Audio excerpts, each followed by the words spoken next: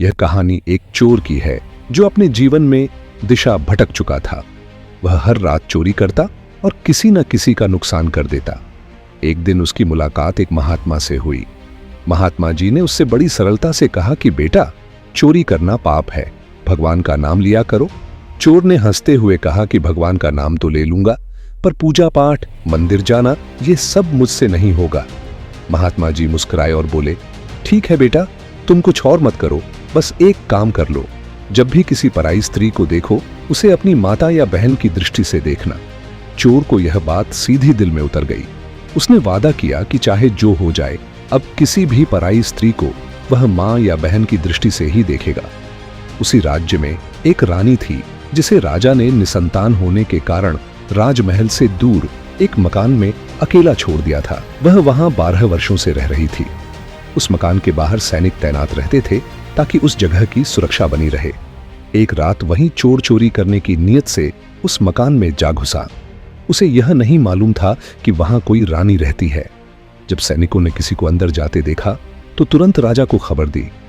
राजा बिना देर किए वहां पहुंच गया और खिड़की से देखने लगा कि अंदर क्या हो रहा है। अंदर चोर चोरी कर ही रहा था कि रानी ने उसे देख लिया। रानी ने पूछा कि तुम कौन हो, यहां क्यों आए हो? चोर ने हाथ जोड़ते हुए कहा कि क्षमा कीजिए, मैं चोरी के इरादे से आया था, लेकिन अब जब आप सामने हैं तो मेरी विनती है कि मुझे सैनिकों से मत पकड़वाइए। रानी ने थोड़ी देर उसे देखा और फिर कहा कि अगर मैं तुम्हें इतना सोना दूं कि तुम्हारा जीवन बदल जाए तो क्या तुम मेरी एक इच्छा पूरी करोगे? चोर चौंक गया। उसने 2 कदम पीछे हटते हुए विनम्रता से कहा कि आप मेरी मां समान हैं। मैं आपकी किसी भी पुत्रवत सेवा के लिए तैयार हूं, लेकिन जो आप कह रही हैं वह मेरे सिद्धांत के विरुद्ध है। राजा बाहर से यह सब सुन रहा था और आश्चर्यचकित था कि एक चोर ऐसी बातें कैसे कर सकता है। वह तुरंत अंदर आया और सैनिकों से कहा कि इस युवक को पकड़ो, लेकिन इसे दंड देने के लिए नहीं, जानने के लिए कि यह कौन है। जब राजा ने उससे पूछा कि बताओ क्या चाहते हो, तो चोर ने कोई धन, पद या छूट नहीं मांगी। उसने बस एक बात कही कि मेरी वह माता जो पिछले 12 वर्षों से आपके द्वारा अलग की गई हैं, उन्हें फिर से सम्मान के साथ राजमहल में वापस लाया जाए। राजा इस उत्तर से अत्यंत प्रभावित हुआ। राजा रानी के पास पहुंचा और उनसे निवेदन किया कि आप वापस चलिए। रानी ने राजा की बात सुनी और कहा कि मैं आपके साथ चलूंगी, लेकिन आपको पहले एक वचन देना होगा। आप लिख कर दीजिए और उस पर अपनी मोहर लगाइए कि जो मैं कहूंगी वही होगा। राजा ने बिना सोचे समझे यह शर्त मान ली। तब रानी ने कहा कि जो युवक अभी अभी मुझे मां मानकर लौटा है वही मेरा पुत्र है और मैं चाहती हूं कि वह राज्य का उत्तराधिकारी बने। राजा ने बिना देर किए इस बात को स्वीकार किया।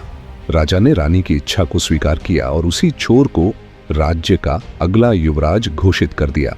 एक दिन पहले तक जो व्यक्ति समाज की नजरों में चोर था, जिसने जीवन में अंधेरा ही देखा था, वह अब एक राज्य का उत्तराधिकारी था, सिर्फ इसलिए क्योंकि उसने अपनी नीयत को शुद्ध किया था। एक छोटा सा वचन, एक साधारण सी सीख ने उसका भाग्य बदल दिया। यह कहानी सिर्फ एक चोर की नहीं है, यह उस विश्वास की कहानी है कि यदि नीयत पवित्र हो तो संसार का कोई भी अंधेरा रोशनी में बदल सकता है। जीवन में बड़े बदलाव के लिए बड़े काम नहीं, सिर्फ एक सही सोच और उस पर टिके रहने की हिम्मत चाहिए। जब दृष्टि बदलती है तो जीवन की दिशा भी बदल जाती है। अगर आपको यह कहानी पसंद आई हो तो लाइक, कमेंट और शेयर जरूर करें और हमारे चैनल को सब्सक्राइब करना ना भूलें। मिलते हैं अगली प्रेरणादायक कहानी के साथ। धन्यवाद।